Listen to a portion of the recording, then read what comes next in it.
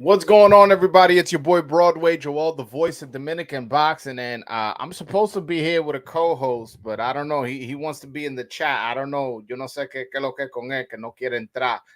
Eh, Yo, it's a big fight week. As we know, tomorrow we got Canelo versus Charlo again with a very good undercard. And I also want to talk about the dynamics of one of the undercards. But before we get into that, I know y'all want to know about the main event. I kind of did a little bit of a breakdown in the middle in between my Joe Cortez interview when he was having like a little bit of Wi-Fi issues. But uh as I mentioned before, in case you guys haven't heard my take, I'm picking Canelo to win. And I'll be honest with you, I'm not so sure this goes the full distance. That's not what I want to happen. Listen, what I want to happen is I want Charlo to win 100%. That's what I want. Uh, Joan Guzman is in that corner. As you guys know, I've had Guzman on the show, a few times already, and me and him, we have a good personal relationship. So of course, a friend of mine it would be benefiting from a win. So I'm definitely rooting for you. Yo, hold on, Juan. I sent you the link. ¿Qué lo que, mi hermano? Tú estás roncando, eh? Yo, I texted to you. Check your text, man. But yeah, you know what? I never even thought of that. It is true. I'm concerned for Jamel. He seems happy just to be there. Yeah, Jamel usually is a major trash talker. Like, he's not just a trash talker. He's a trash, instigator. I don't even know how to put it. But and with this one, he just seems kind of like very respectful, very, that's what I'm gonna do. That's what I'm gonna that. And I'm like, and I don't know, that's just not him. That's just not him. It could mean that he's extra focused, and he's just, since he's extra focused, he don't need all that extra energy.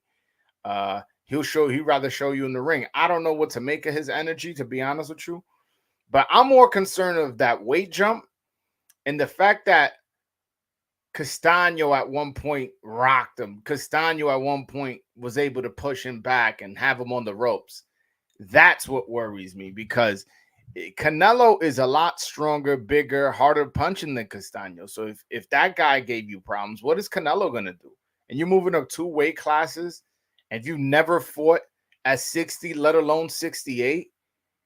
Like, I don't know, man. Like, it's tough. It's tough for me to just sit here and say, hey, you know, Charlo's gonna pull off this upset. If this fight was, you know, at 54, then maybe I will have to reevaluate the styles more. But I can't totally ignore the weight. I can't totally ignore he's moving up 2 weight classes.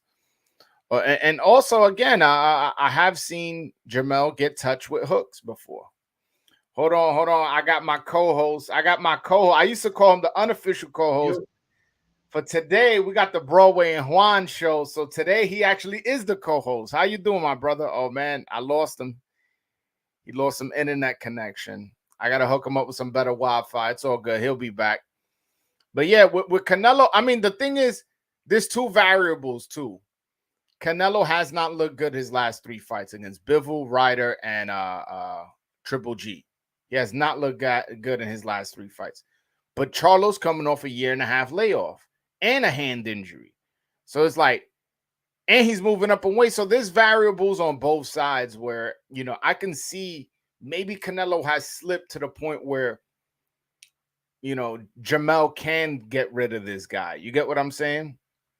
But it's I don't know. I just can't see a world where Charlo wins. I mean, maybe if he boxes and moves the whole time and keeps that and doesn't gas out, just moving and keeps the distance and uses jab and counter punches. Maybe, but I just can't see it. I just can't see it. But we'll see. But I wanted to talk about the undercard in Mario Barrios versus Yordenis Ugas.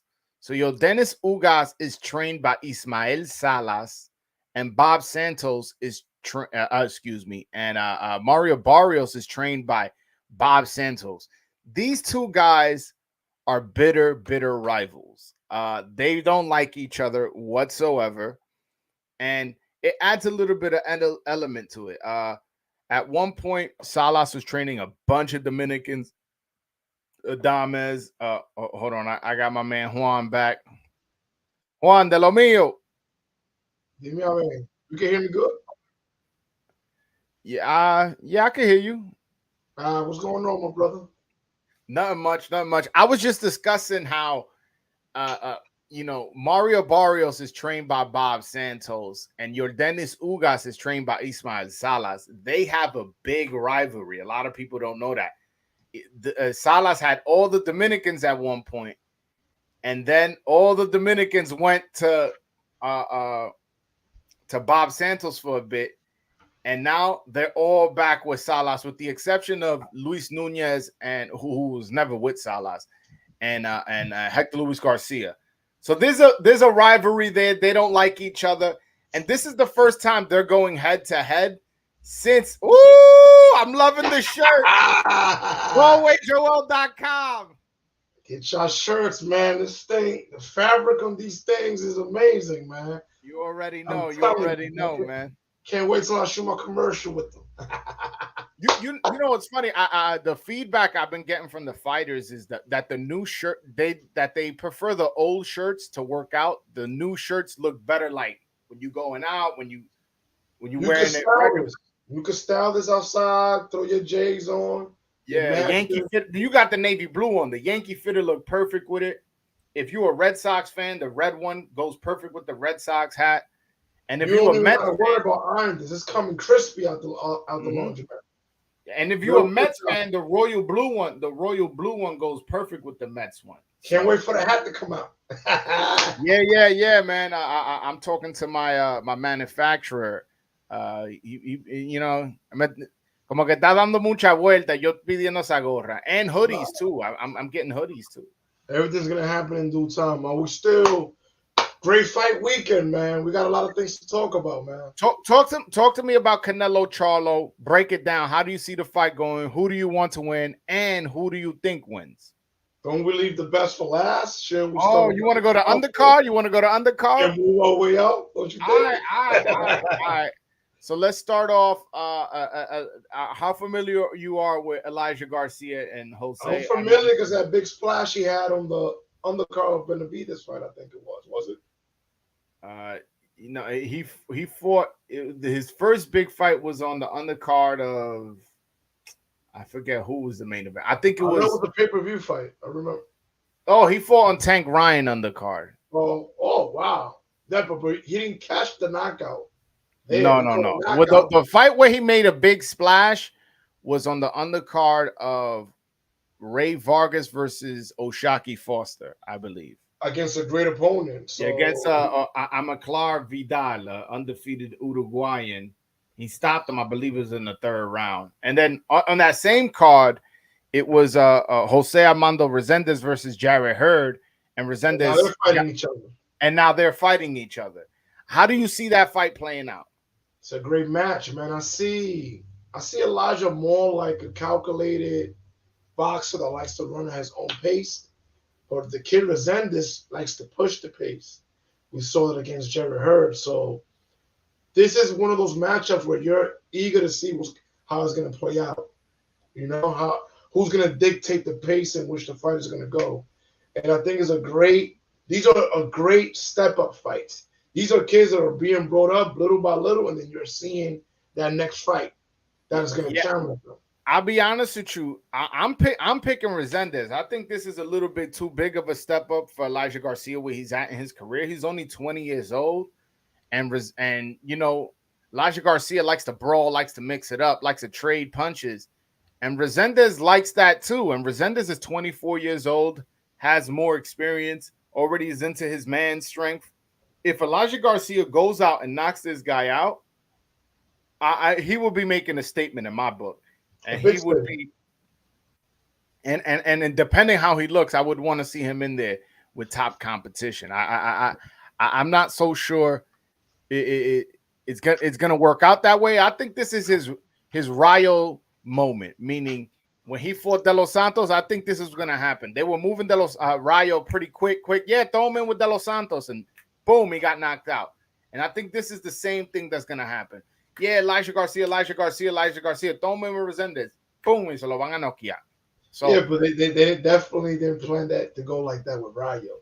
And I don't think they're planning like that with Resendez either. I think they're pretty confident that their guy's going to win. And I don't tell think Edwin this all the time, and I tell people that I know, the loss that he had against, what's the kid name again? Foster, was the best thing that happened in his career. If he doesn't hit that loss, he doesn't get the Rayo fight. He doesn't get those opportunities, bro. If he knocks out Foster, if he knocks out the guy, he doesn't get those opportunities right away. He wouldn't be where he is now. I'm telling you. You know. And the fact that Edwin has reached out, Edwin's team has reached out to William Foster to get a rematch at some point, and they turned it down. And then the guy fought, I think he fought once off TV and then once on Pro Box. It was like, yo, that dude made a horrible business decision. I mean, maybe it was smart because he knew he was going to lose the rematch, or maybe he thought he would lose the rematch. I don't want to say he knew, but he can justify it. Yeah, he dropped the ball because now look, Edwin. Then he scores a knockout against Acosta. Then beats Rayo, Adorno, and now whitewashes amateur. And Adorno had a prestigious amateur career with like 150 fight plus. I think he beat Shakur in amateurs. I think he beat Shakur. You beat him twice. Wow. Twice. Look it up. So we're talking about an Adorno that's highly competitive, that no one has ever stopped. Moving up in weight, fighting Elvis. So, primeramente quiero darle las gracias por mandar el super chat. Dice aquí, le puse 500 a la tripleta de Lubin Barrios. Canelo está pagando 10,000. Otra pregunta, Joel. Pienso que Edwin está subestimando a Shakur un poco. Primeramente, yo no creo que Lubin le va a ganar a Jesús Ramos. Yo, this guy can't catch a break, man. Lubin cannot catch a break, man. I want this guy to get a title so bad because he's been fighting for years. I thought his next fight was gonna be against Adames because they were on the same card.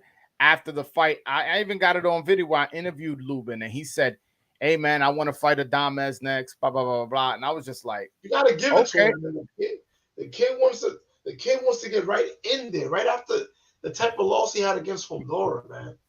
He did look good in his last fight against Luis Arias. He did look good with the angles and the footwork. I thought he looked very, very sharp, to be honest. Big boy. Jesus is a big boy that has power. No, he's strong. He's strong. You see what happened to the kid when they threw that man, I liked it, the kid, the white kid. What's his name? Joey Spencer. Yeah, man. He had a nice little style, but they threw him against a wolf, man, and he looked like a baby in front of him. Yeah, nah. Ramos a beast. You know, Ramos was sparring LD Cedeno for this fight. Oh my goodness. Yeah. Eddie Cedeno was there for like 2-3 weeks, and I think it was Arizona, New Mexico. I don't know, one of them states. World class sparring he's getting. Yo, bro, LD has sparred that I know, and that's not counting the people I don't know. He sparred Boots, J-Rock, and Jesus Ramos, and that's not including the word. Bro, we love your work. We need you. Come back. From Bazzi. Mm-hmm. What's his name? Was Boots? Bozienes. That's Boots. Come back. These guys can't stand in there with Boots. We getting them out of there. Please come back. We need you. Yep. Nah, LD's that dude. I'm very high on LD. And what I like about him is he has an attitude of getting you out of there. You know what I'm saying? Not like some people that get hurt. Yeah, like there's some people that get hurt to the head, get hurt to the body, and then want to run around and not finish a fight, try to switch, do all types of shit, but can't finish a fight. I believe Lubin is gonna start hard, just like the Fondora fight, gonna start nice, but then this guy's gonna overwhelm him with pressure. He's a bigger boy too, man. That guy can fight at 160, man. Yeah, I also want to address this part of his question. He goes, Joel, pienso que Edwin está subestimando a Shakur un poco. Like that Shakur, he's underestimating Shakur. I don't think so, bro. Ese tigre está enfocado, está Edwin de los Santos. I'm letting you know right now, guys is having a hard time right now with Edwin and Spark. Edwin is doing his thing right now. Yeah, Edwin's doing his thing, man. Like not I wouldn't worry about. Listen, lo que pasa en esa pelea no fue porque Edwin no se preparó. Put it like that. Whatever happens in that fight, it won't be because Edwin wasn't prepared. Edwin is preparing. He has a good trainer in his corner who, produced results, with him. So I have all the faith in the world, and he's getting good sparring from some good prospects, good talented prospects. Great, exactly. And I'm not. You know what? I wasn't told I could talk about that on camera. No, let's not discuss that. Yeah, but my point is he's having a good training camp and is going to continue to have a good training camp. I could say that. Yeah. Guys, we want to let you know, man, out of respect for the professionalism involved in Joel podcast, a lot of things we can't really share, but we just wanted to let you guys know that he's doing very well. Edwin is doing good. Don't worry about it. He's going to be on point. Yeah. Moving on from the undercard. Oh, so you picking Elijah Garcia, you said, right? Who, me? Yeah. That's one of those fights, y'all, that I got to see the first 2-3 rounds. But I think Resendez is going to overwhelm him, man. I really think he's. Me too. In the later rounds. And he's a betting underdog. I threw some money. I think there's a lot of value in betting in him. If Elijah had that, that one shot. Yeah, that one shot power, which he hasn't shown. He hasn't shown. He's shown that he could beat you down. Okay. But Resendez is a safe bet. Not that safe, but I believe Resendez is going to get it done because he's one of those fighters that throws himself on top of you and has a great punch resistance. No, I agree. Another fight on the card I was mentioning is.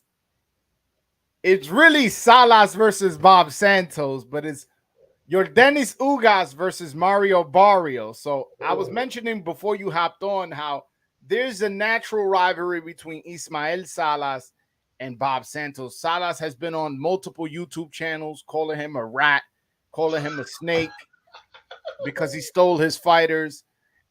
This is a alleged stole. I'm not saying either way of what happened.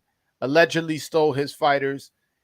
And now they're like, okay, well, if that fight is not happening, excuse me, I'm sorry, I got a text. So now that they're fighting each other, Ugas and Barrios, now we get to see who's the best trainer. You get what I'm saying? All those guys left Salas for Bob Santos, and now it looks like they went back. Now this is the first time they're going to be facing each other in the ring with fighters they've trained. So there's a little bit of gamesmanship in this fight. I'm actually picking Bob Santos's fighter, Mario Barrios, and it's not because I have a relationship with him. It's because of Yordenis Ugas is 37 years old. He's coming off a 1.5 year layoff. His eye socket was broken in his last fight. And he coming off 2 big paydays of Pacquiao and Errol Spence. I don't know how comfortable he is. I was just in Las Vegas, whatever, like 3 weeks ago, a month ago, and I didn't see Ugas over there. Maybe he went earlier, maybe he went later. I don't know. Maybe he's an afternoon guy who goes to the gym. But my point is, I didn't see him. I was in Salah's gym from like 11 to like 2 o'clock. Joel, great observation, Joel. We have heard this from a lot of fighters, man, that once they get those paydays, man, it's hard. Boy, he got 2. Not only did he get 2, he got his eye socket broken. Yeah, I forget he got 2. So you got, imagine I give you a big Pacquiao payday, you win, and out of nowhere, a big Errol Spence payday, right? Now you got 2 big paydays, and then in that second payday, you get your eye socket broken. So you on vacation, you relaxing, you with your beautiful wife, and then it's a 1.5 years, and now you're gonna face Mario Barrios, who isn't the most skilled fighter, but packs a big punch. He's there. He's not gonna run. He's there. Yeah. No. When he's not knocking people out, he's dropping people. He even hurt Tank in that fight. I want to say he did really good against Tank. He's done the best. He was winning most of those rounds until he got until Tank started laying No, back. there was one moment where Floyd Mayweather went to the corner and was like, "Yo, you losing the fight right now." Like, you know what I'm saying? And Javante got mad and he's like, "What you mean I'm losing the fight?" He's like, "Yo, I'm just keeping it real with you. Would you want me to lie to you? Want me to tell you the truth?" That was clear he was losing the fight. I don't even know why he was confused about that assessment. No, you know why? Because I think he dropped him. I don't know if it once. He dropped him one time, I think. Was it once? Dropped him twice. I think if he dropped him twice in one round, but Barrios was so down in the rounds. He was so down in the fight that those two knockdowns didn't mean nothing. Yeah. That's just listen, I'm not gonna count out Barrios. And Barrios hurt Thurman to the body. I don't know if you remember. He had hurt him him real to the hurt. body. Had him in bad He shape. took his mouthpiece off, was running around, was holding, was doing all types of shit. When he does his signature move, let's go. You seen him? So, you know, I'm this is another one where I'm picking an upset. I'm picking Barrios to win. I'm picking Barrios to beat Ugas. Off the simple fact, I don't think this is the same Ugas, and I think he hits hard enough to discourage Ugas from either opening up or wanting to continue to fight. I feel like since he's got his eye socket broken and he knows he don't need the money anymore, I think he can make a business decision at some point. Just go, you know what? Like I'm good, man. Like I had a good career. I'm gonna just call it a day. I could picture that happening. I could picture that. A lot of people ain't big on fighting the next guy that's up, which is Boots. The winner of this one probably gets Boots in the beginning part of next year. If I'm not mistaken, this is for a WBC interim belt, meaning once those belts get vacant, they get elevated to champion. And Mauricio said right here on your show that belt that you could do what's the word again? You could bring the belts together, that you could bring an interim title. You could unify. Yeah. But that's going to become the full title soon because I doubt Crawford stays at 47. Crawford has said he either wants to go to 54 for Charlo or 68 for Canelo. So you know what I was thinking about it, right? What I was thinking about before I got on the podcast with you? A lot of things are muddy right now. So we have to wait till the water clears in terms of what's about to go on with Showtime, what network these fighters are going to go to next. Any fighter that's scheduled to fight this year is in their best interest to make a splash. Yo, you know what's funny, right? It's funny you mentioned that, and you bringing up the fact that there's rumors swirling that Showtime would no longer carry boxing. That's the rumor that's been swirling around. One thing I will say is there's a lot of fights that have been agreed to, purses have been agreed to, dates have been I'll just say that are agreed to in every sense of the capacity, whether it be the money, with the exception of the location and the date. And I'm like, what the fuck is going on? And once it came out, this rumor, it all made sense. Like Hector Luis Garcia versus Lamont Roach, that purse bid was like 2-3 months ago, and they don't even have a date. Then you got only that, Michelle Rivera didn't want to say nothing about his Michelle Rivera's fight, who I know the opponent and don't got a date. Subriel Matias. No. He also his team won a purse bid. He also don't got a date. You know, now everything makes sense.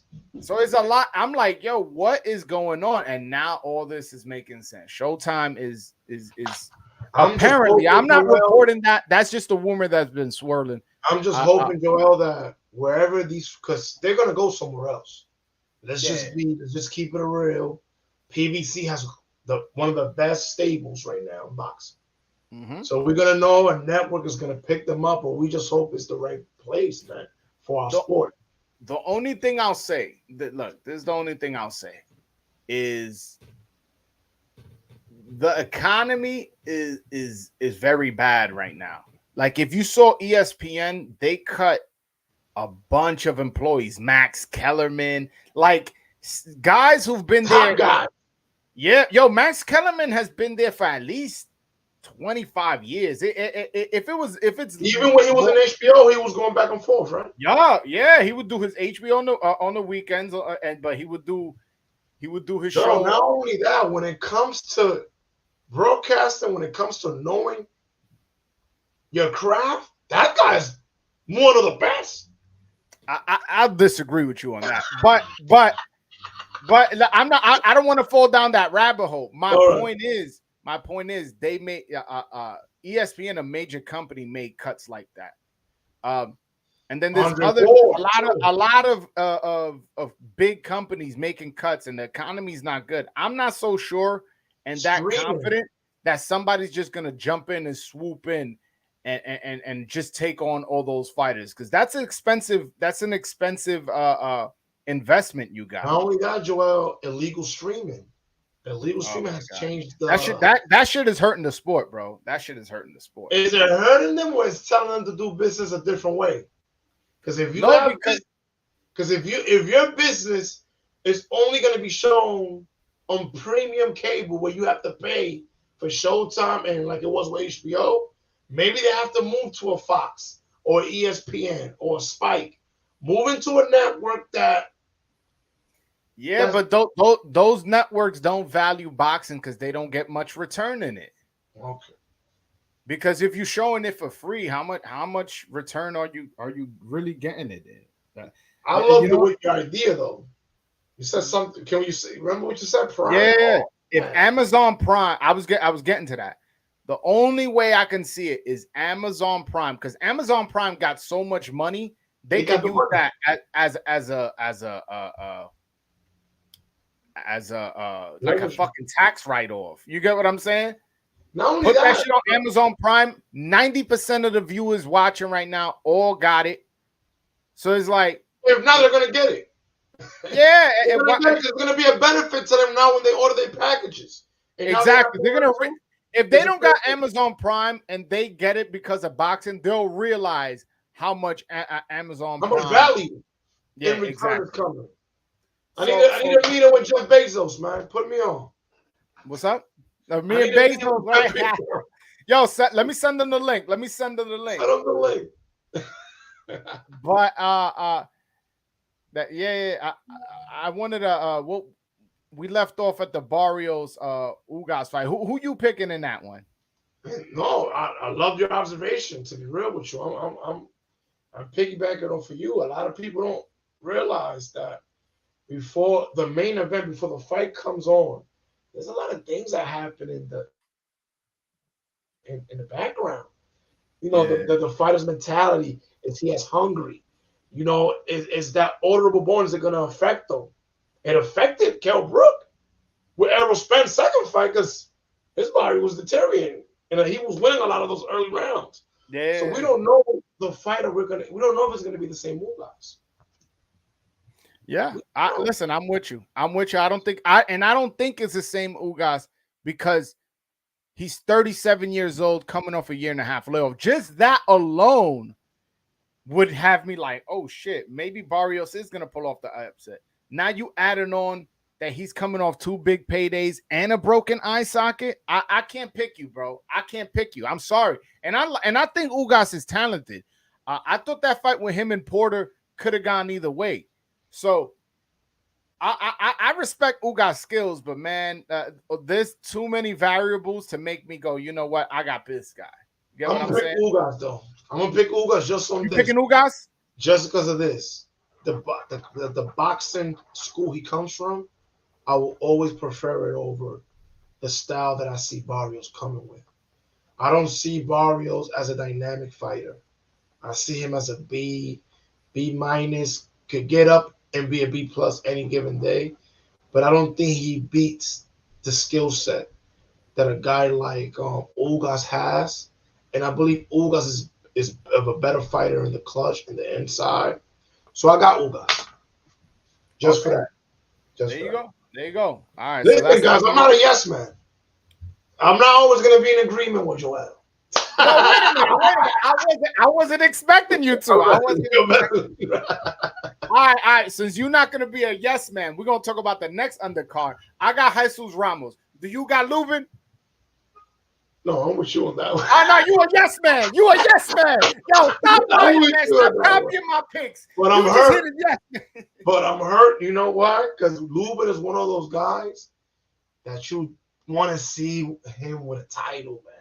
This guy has been fighting at a top level now for so many years. And it's like he has to fight that one guy that's coming up. That the guy that's making money in the division doesn't have to fight. It's like he has to fight the worst of the best of the best in that division before they become, that fighter. He's like the cleanup man for Charlo in a way. He'll fight those guys real quick before they get ascended to me. Nah, but Jesus Ramos, I'm picking him off the strength that he's stronger.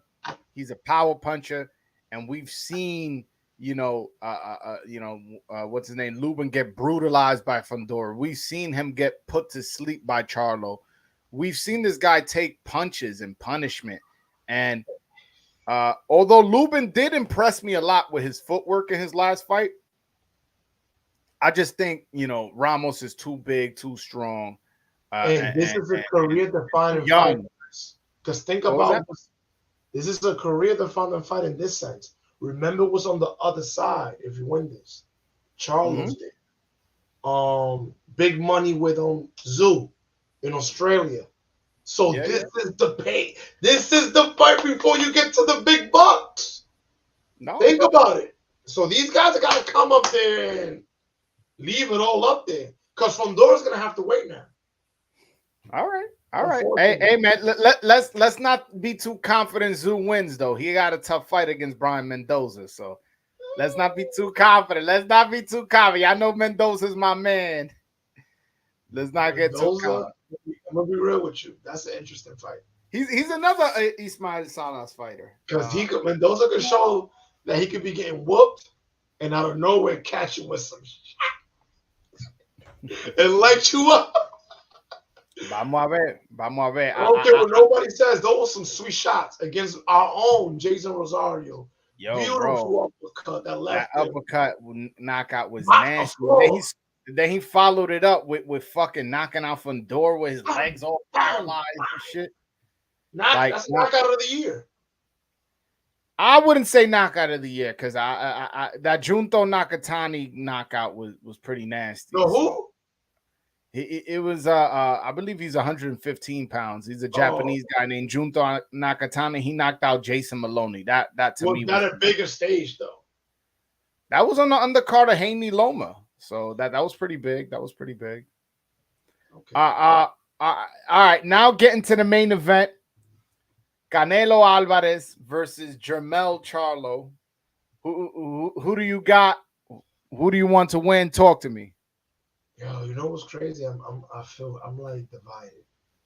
One, because Canelo, you want him to get the W because you want the sexier matchups, later on. But then Charlo got our brother Juan, which me and you advocate a lot for his school of boxing. Facts. It brings another more influence into the sport. So I'm a fan for that one. I think Canelo's gonna. Damn, I don't want to even say that. Yo, if Charlo wins, he's like he's one of I'm one of his biggest fans because I wasn't even a Charlo fan. Yeah.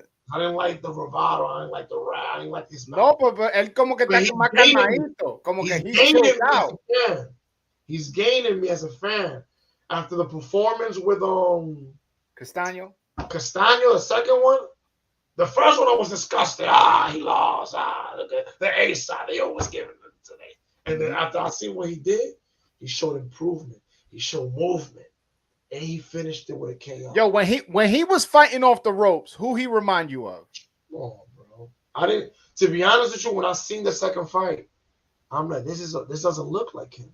No, but what fighter did he remind you of when he was fighting off the ropes? Yo, it's crazy. And this is for, I know there's a lot of young guys here, maybe 21, 22, 23, that don't remember. When he was fighting off the ropes, that's Joan Guzman. I don't, people want to give the credit to Derrick James. Listen, I've never seen a Derrick James fighter fight like that off the rope. Now, if he would have stayed with Derrick James, if Joan wasn't influenced, he would have lost the second fight as well. Yep. He would have lost the second fight as well.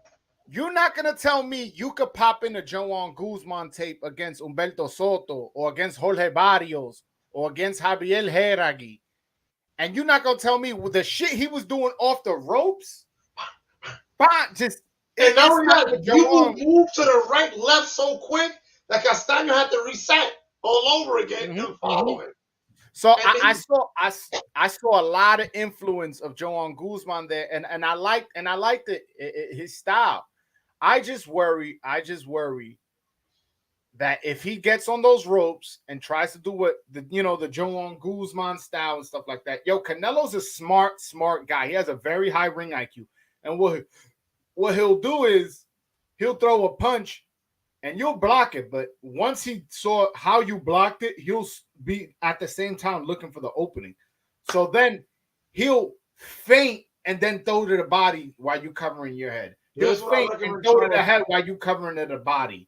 And I want to say this real quick. That left hook, it to me is the key for Canelo. Yeah, bro. The left hook off the jump or down when he has him in the ropes? Like what type of left hook? Just when he has him in range, whether that's in the ropes or when that's in the middle of the ring. Because Canelo, he kind of goes with a high guard and he kind of just creeps up. He doesn't really walk you down. He kind of follows you. That's one criticism I have. So if Charlo could use his footwork, I think it could give him problems, but I'm not so sure he can move around. He follows you, but then jumps like a leopard. Boom. Yeah. The body. Exactly. He'll do this. He'll wait until you throw a jab. He'll pull up his high guard and then throw that left hook. Boom. And to me, that left hook to the head specifically, and I know Mexicans are known for left hook to the body, and I'm not discounting the left hook to the body either. But to me, the punch that's going to be most effective for Canelo is the left hook to the head. So, one thing, if Charlo is, game planning, I'm hoping he's working on that dipping. When that left hook is coming, boom, and coming with an overhand right on top of it. That's how I would do it, and then have him jab out. You see that left hook coming? Boom, boom. Then once, jab out. Keep the distance. Believe it or not, Charlo got longer reach than Bivol, and Bivol was able to keep him out with a jab. So if Bivol could do it with shorter reach, imagine what you could do with better feet. Well, I don't know about better feet, but with longer reach and another jab. So his legs are going to be the common denominator if he wins or loses. If he could show fat movement in and out, a lot of people don't realize. I watched that Mayweather and fight that he had with Canelo, and Mayweather dictated everything that was going to happen in the middle as he walked around. It was a masterful performance. Between you and I, you know what Edwin told us when we spoke, how he's going to. Whoa.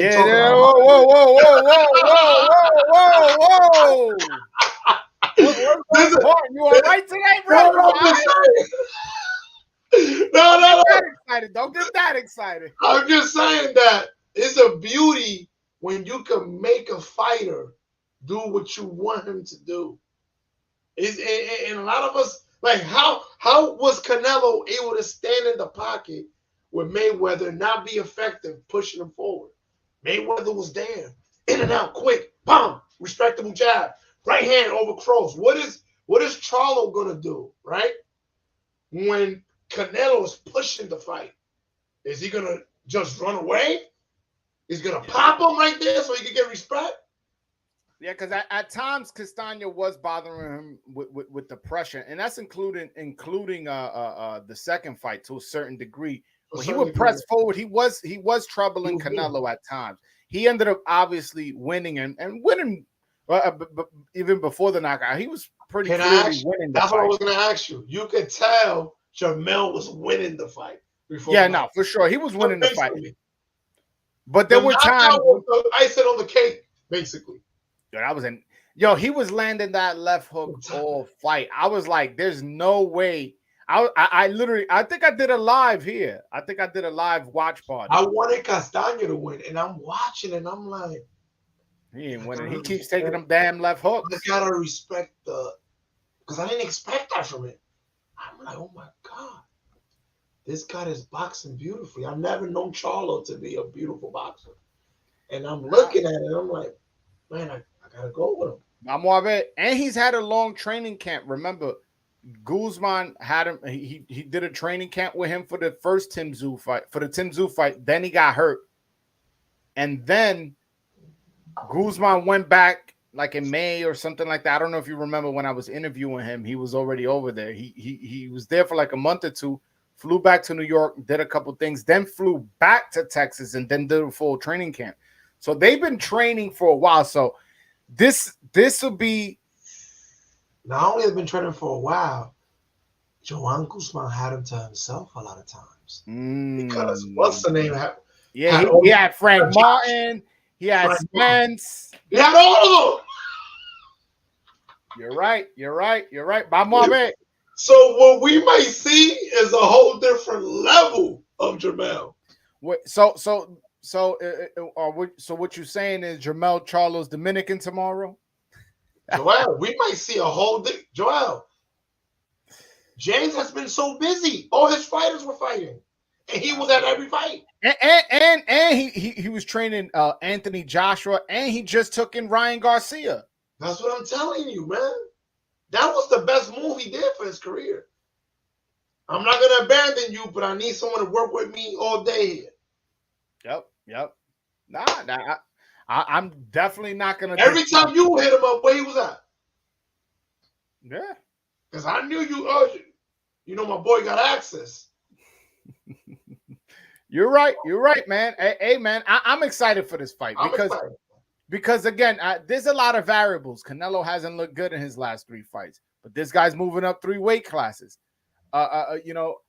Also he's been off a year and a half. It's 2 weight classes, not 3. So it's an interesting fight. I want to see how it plays out. I'm picking Canelo, but I'm definitely rooting for Charlo because I have a great relationship with Joan Guzman. What's your final prediction? For what? For the Canelo fight? Charlo and Canelo? Mm-hmm. I don't know. After we broke it down, now it's like I'm favoring Charlo. You picking Charlo? I'm saying, like, after we broke it down now that we understand. Talk to me. I'll look at it like this. If the fight is close, why not give it to Charlo? Why not? Give me your pick. Stop dancing around the damn question. I'm picking Charlo. You picking Charlo. Okay. After the assessment we just did. All right. Hey, that's fine with me. Why not keep him in PBC longer? We would have lost. If it's a close fight. I'm pretty sure Canelo got a rematch clause, so then they're gonna do it. Yeah, that's true. We'll see.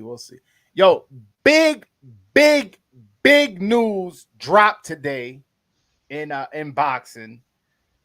I'll share it with you guys. So what's going on? Tyson Fury will be fighting for the undisputed heavyweight championship versus Alexander Usyk. It will be in Riyadh, Saudi Arabia. It says signed.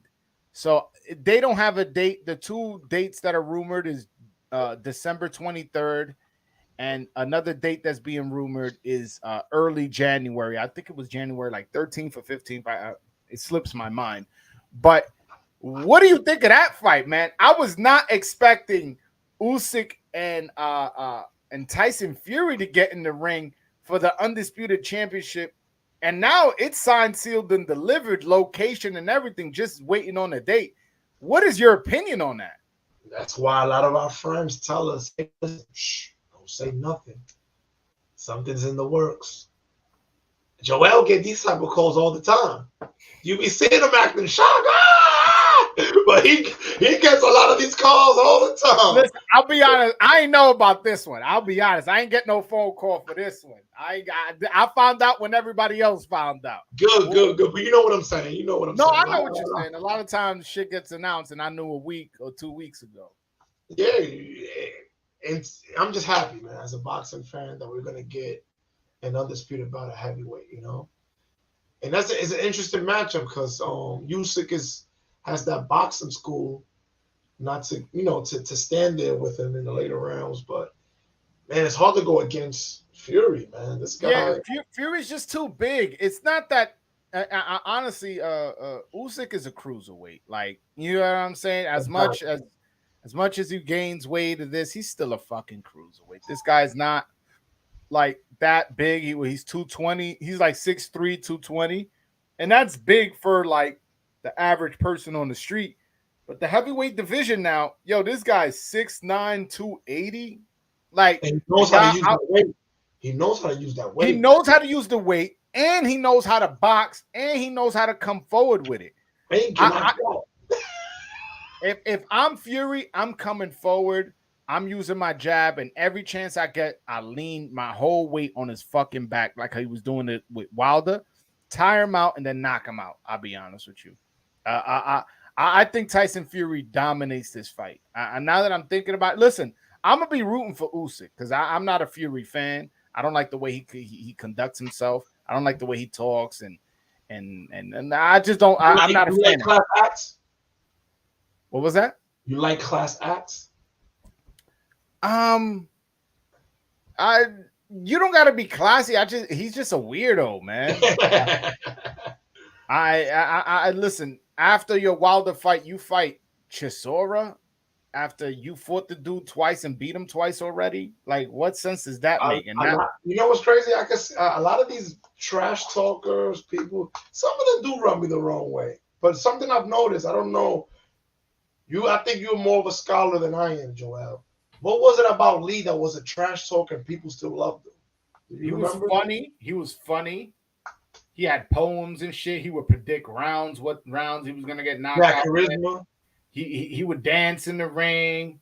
And apart from the fact that he was a funny guy, a good trash talker, he was also very outspoken on civil rights issues, social justice. Yeah, you know, he changed his name. He refused to go to the war for religious purposes. He fought for you know, he always he was champ.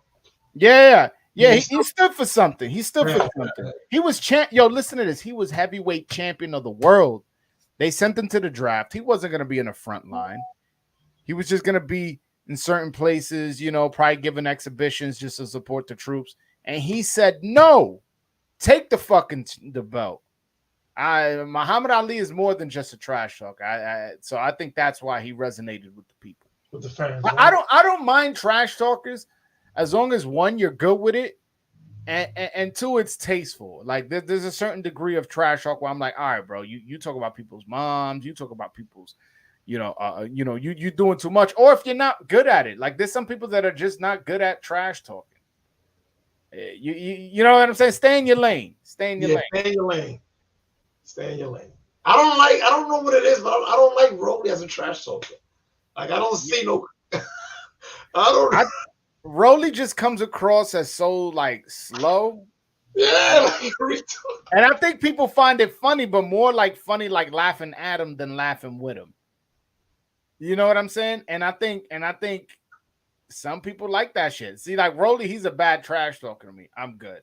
Yeah, yo, you saw that press conference with Tank where he's wearing a freaking mink coat in Los Angeles. Yeah, the sun shining and everything. He's I don't know. I'm not a fan of Rolly, especially with all the favors he be getting. Oh, and he admits it, the Rolly privileges. No, he says special privileges, you know. Yo, bro, he was getting his ass whooped by Ismael Barroso. Oh man, the referee was like, hold on. Man, I would love an interview with that guy, man. I would love to interview that guy. I'm good. Ismael was killing him, man. The whole fight, dog. That was actually one of the few fights in my life that I actually couldn't sleep that night. I felt so bad, bro. That someone the Barroso stoppage. I felt so bad, bro, because this is one of those guys that he might never get an opportunity again. This is a B-side fighter that's gonna get called 2 weeks before the fight. He's gonna get called against bad judge. He's gonna get the worst of the worst until just he duck it out of mandatories. He talk about he got an injury and he's not gonna be able to fight until March, and the WBA grants him that, and it's like, yo, what the fuck, man? Like, come on, man. Like, you know what that means, right? You know what that means. Privileges. I don't. That's privileges, brother. A lot of fighters don't get that privilege to hold the title for 3 years. Charlo's about to hold the title for 3 years. Coming up soon. And it just 2.5. Let's say 2.5. it's been two and change that he hasn't defended the title. But whatever, man. He got mental issues. That's what Suleiman That's said, true. And and it looks like there's no limit according to Suleiman. There's no limit as to how long he could hold that belt because he has mental health issues. So if think the reason why I think that opens up a slippery slope, and this is what I was trying to tell Suleiman before he got all nasty and disagreeable, was like, yo, you opening up where somebody could be like, you know what, I don't want to fight that mandatory. Yo, I got mental health issues. I'm hurt. All right, and there's no limit, to how long I can hold this belt. So I'm just gonna keep claiming mental health issues. My mandatory gets beat.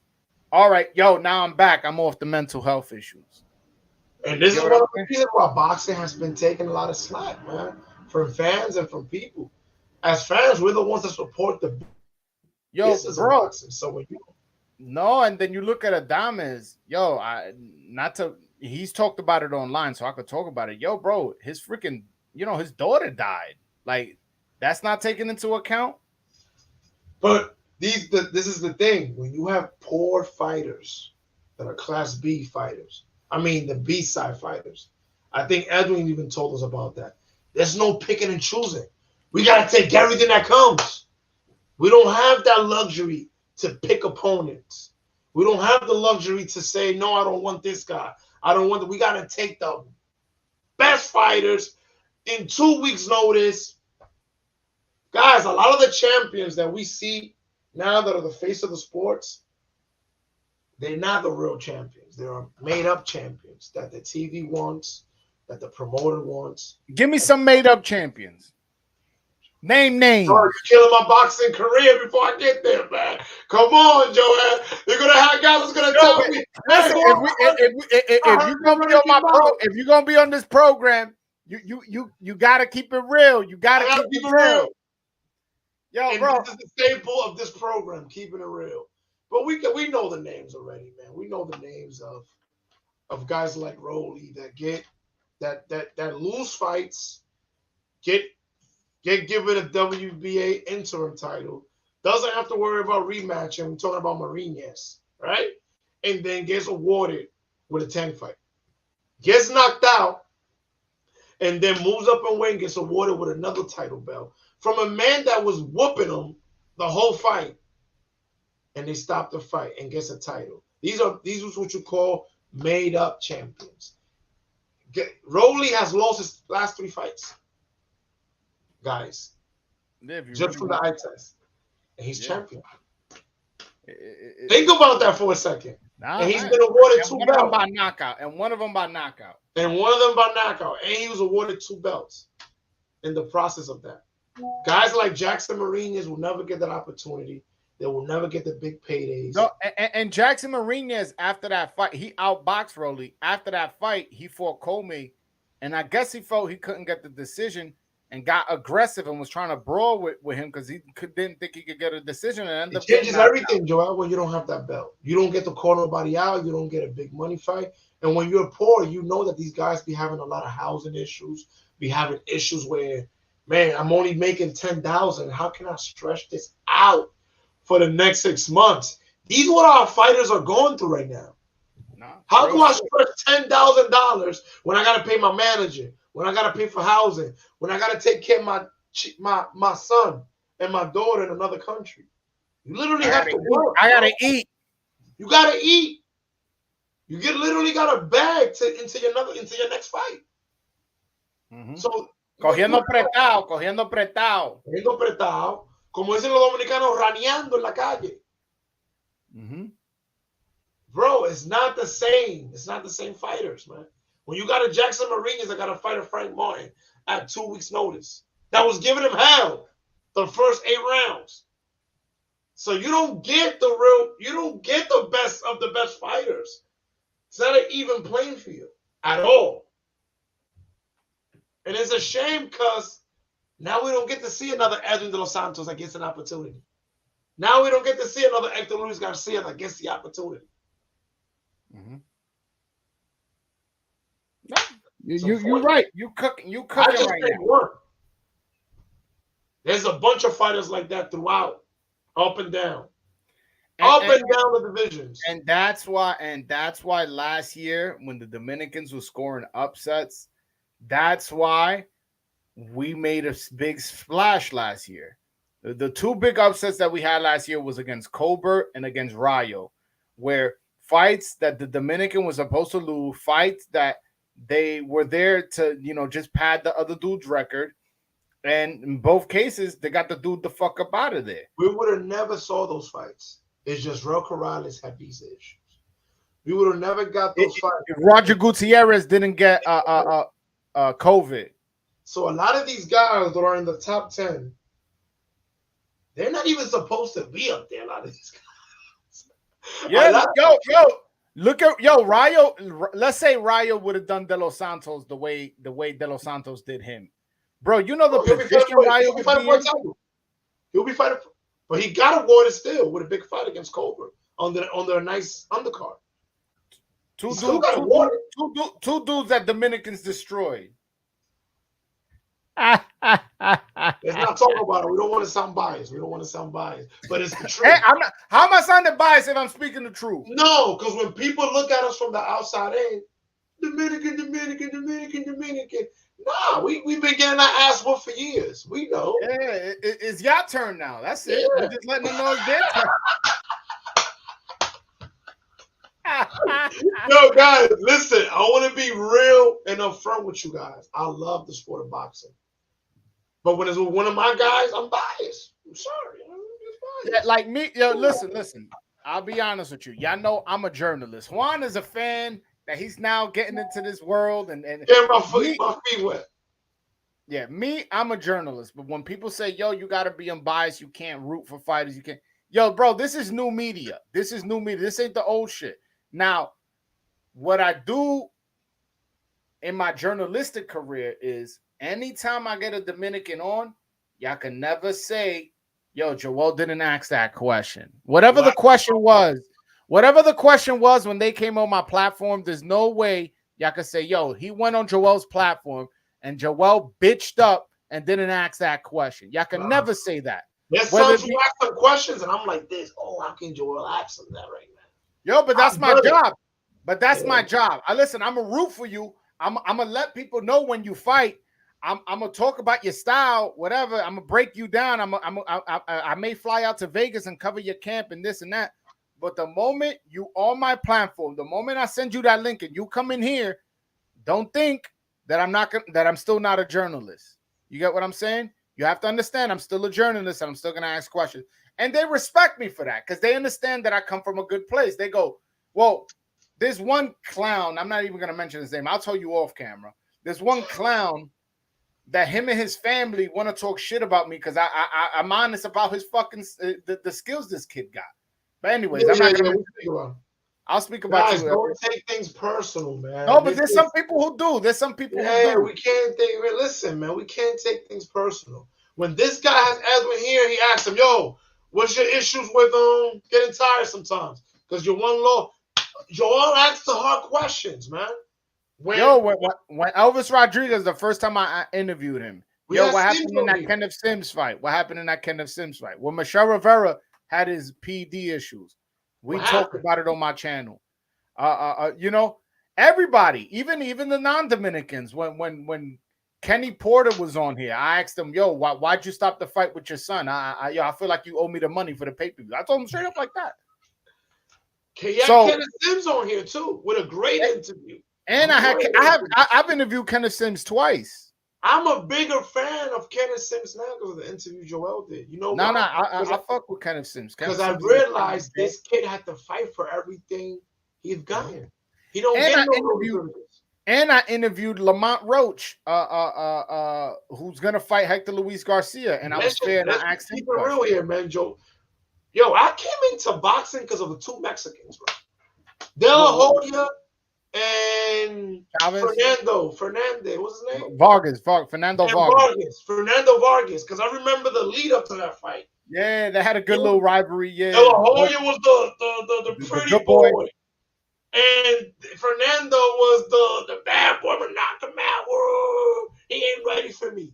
And I remember just seeing the lead up to that fight. I'm like, man, I can't wait. And that was the first fight that I really saw with interest. And seeing how it ended, I became a fan, paying fan from two Mexican fighters. So I'm here to tell you that, yeah, we all have biases with certain fighters that we like. But at the end of the day, I love my sport. And I want to see the sport thrive because I believe it's one of those sports that the truth is revealed inside the square circle. You know, and I love the camaraderie. I love the Mexicans. I love the Puerto Ricans rooting for their fan. And I want to have the same thing for my people too. That's all. I desire what you have for your own people. Yo, the first fight that happens in New York, let's just say Madison Square Garden, because that's where I want it to be. I know PBC does business at the Barclays, and they got most of the Dominicans, but I like Madison Square Garden more. But the first day, Dominicans sell out even just the little room, but and it's just, let's say it's 75% Dominicans con la guira. You know, our women gonna be there wearing the fucking tights. The tambora. The tambora. We gonna be looking good. People gonna be wearing them white pants, gold chain. You know what I'm saying? We gonna be looking fresh out there, and everybody, yo, bro, that's gonna be surreal. I think my hair. I think I may cry that night, man. I might cry too as well. I know where this movement is going, and the fact that I know that, you know, I was the one who started it, man. That the hair on my fucking arms right now is standing up. Like for instance, like right now we're about to have Edwin fighting a major card against one of the most avoided fighters at the lightweight division. Let's just keep it real. Yeah. Fighters that A-side fighters don't want to fight because they don't want to take the L's. Their promoters don't want to have them fighting. You don't see no one calling Shakur out. And in that fight, we're gonna have the Pledge of Allegiance. We're gonna have Shakur probably gonna bring an artist out. This is the type of fight that I would have wished would have been in Newark, in New York. Let's not even go on a rant, because our fan base would have came out, man. It's hungry. They hungry right now. Our fan base would have came out. Maybe Edwin would have had an artist come out. Maybe our Pledge of Allegiance would have. And that's how you bring another fan base. That's how you bring another untapped market into boxing. But I think Top Rank took orders from ESPN. That's what I think there too. Because this F1 racing over there, and I think Top ESPN was like, hey man, let's do some cross promotion. Let's put it on a Thursday. Let's this, let's that. I hate that it's on a Thursday because the fight here in the East Coast is probably not going to happen till like 11:30 p.m. And by that time, a lot of people got to work the next day. They're going to be sleeping. They're not going to want to watch the fight. Like I'm. That's the only part I don't like about it. But hey, listen, it is what it is. It is what it is. Once Edwin wins, he can call the shots. But right now, he's the B side. He has to go there and he has to fight on there. We spoke about this as like, we don't want no moral victories. We don't want to say, oh, we just got the fight, or we won 3 or 4 rounds. Nah, we want a decisive victory. Straight up, because I know that's the only way we could call shots. In the sport, we have to. You gotta win. You gotta win. You gotta win and keep winning. And not only win impressive. If you win, let's just say, win by knockout of the year, some crazy shit like that. That's how you go viral. That's how people want to know you. That's how, you know what I'm saying? I mean, we should have got it by now with Caballo. Caballo should have had a main fight in one of those little rooms here in the East Coast. He hasn't got a big fight. Listen. Man, that's true. You know what's crazy? Dominicans this year, and I gotta end it soon. I gotta end this live soon. Dominicans this year, we've had an opportunity to make a big splash twice. With Hector and Tank, if Hector could have pulled that off, which was a tough task, I'm not gonna sit here and act like, oh, you know, he did well. He should have won that fight. But had he won that fight, it would have been a big win for DR. And then you got Edwin versus Shakur, another big fight. 2 of the best lightweights will be facing. We could have asked for a better year. I mean, we could have if Hector would have won. Not if Hector would have won, but Puello, man, would have whooped on Rolly. If Puello would have whooped on Rolly. Yeah, but, I don't know. I don't know if Puello fights this year. His suspension ends October like 8th or something or 5th. Joel, until we don't get if Showtime don't got dates, where's he gonna fight? Until the muddy waters don't clear and we find out where the PBC fighters are going. Right now, if you're one of those fighters that is not heavily promoted, right now you don't know where your career is going right now. I'm sorry. Yeah, if you're not Canelo, Tank, Crawford, Benavidez, all the pay-per-view fighters are fighting. Yeah. You're lucky enough to have a title. Your best bet is just to have a title. No. Your best bet is trying to get on their undercards. And that's only a few faces. Yeah, because most of the guys we just mentioned are pay-per-view guys. So if they're pay-per-view guys, there's 3 undercards. So that's 6 fighters right there. So you understand what I'm saying? That's 6 fighters people got that spot. And so we find out there's 200 people that want those 6 spots. Okay, let's be realistic. Will you feel comfortable a PBC Al Heyman making an exclusive deal with like ESPN or the Zone? The thing is, ESPN already got a deal with Top Rank, and they're not gonna. The Top Rank are not gonna let somebody step on their shoes. And I don't think the Zone. And I don't think the Zone got the budget enough because they keep raising the monthly payment. I mean, Golden Boy, add on all those fighters. Golden Boy and Matchroom fighting the same thing, but they're bringing in money as well. What about if PBC does go to the Zone and they get that'll be dope. If they all 100,000 subscribers. Exactly. If you're telling me PBC, Golden Boy, and Matchroom all on the Zone, we all going there. I'm getting much today. How much you want? 30? I'll give you 40. I'm just talking a little bit. No, they could literally be a fight every Friday and Saturday the whole You know what? And guess why I would pay more? Because it's all in one network. I don't gotta get them. Yeah, it'll just be ESPN and the Zone. All right, listen, I agree with you. I agree. Yo, bro, I gotta run. My bad for ending the show. Great show, man. Great show. I gotta do it. Hopefully, we do this more often. You know what I'm saying? I like that. How does the Broadway and Juan show sound to you? Juan La Grasa. Broadway Juan and Juan La Grasa. I got you. I gotta still think of my nickname. I don't know yet, but definitely I appreciate it, man.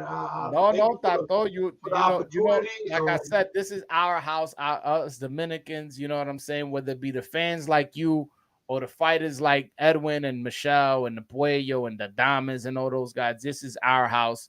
So this is where we could talk about Luis Nunez, where you can't go to another channel and ask about Luis Nunez. They're gonna be like, why are you asking about that guy? Here, you come here and bring up Luis Nunez. We might talk for a half hour just on him. Yo, I think it was a black dude went on the Boxing Voice and told them I got Edwin winning the fight. And gave this scenario how he got laughed off the show. I'm like, wow, the disrespect. Hey man, at the end of the day, all Edwin has to do is just prove him wrong. At the end of the day, they're right. Look at the odds. The odds do show that that is a laughable prediction. It is. So if that's what the odds say, then I'm not going to get mad at somebody going, yo, there's no way Edwin don't got no shot, because that's what Las Vegas is saying. But let's see. The fight is not won on on the bookies. It's not won on paper. It's won in the ring. So let's see. If Edwin comes out, knocks him out, he'll have the last laugh. If Shakur comes out, outboxes him and schools him, then they'll have the last laugh. At the end of the day, I'll be a bigger fan of Shakur because I know the type of fighter he be. I'll be a bigger fighter. Let's see. Maybe he'll muster up enough coverage to come on the channel, man. I would love to see Shakur here, man. I would love to see listen, I understand why he's hesitant to come on my channel, because me and him, we've had communications before. I understand his hesitancy to come on this channel. I understand it. But I explained to him, I'm like, yo, bro, ask Lamont Roach, ask Kenny Sims, Watch my other interviews. I'm not gonna sit here and berate you about with Dominican questions. I'm gonna ask you about the fight coming up, and I'm gonna conduct a regular professional interview. And I think it will be great for him as far as PR, because a lot of people say he runs his mouth too much. I think here we will ask you great questions, great objective questions, and it'll give you a part to join our community. Like I said, I understand why he would be hesitant to come on the channel. But you know what I'm saying? Hey, man, hopefully that changes his mind, whether it be before the fight or after the fight. Hopefully that changes his mind and he comes on my channel. But all right, guys, thank you so much for hopping on the live, man. Make sure y'all hit that like and subscribe. What's up? Before I leave, are we still doing that this weekend? I'm going. Are you? Oh, because I'm just saying, we're just gonna make sure. Listen, I'm gonna be there. I'm gonna be there this weekend. You can't announce it here, right? No. We'll talk about that off cam. Yeah. I'll be there. We'll watch the fight together. You know what I'm saying? We already got our stuff bought out, our section. Yeah, we got a section. We're gonna be good. We're gonna be. We got the rosé and the rocks. I mean, I'm not a big drinker, but you know what? Hey, fuck it. We could celebrate. You know what I'm saying? One night, a couple. Bring the Dominican shirts out.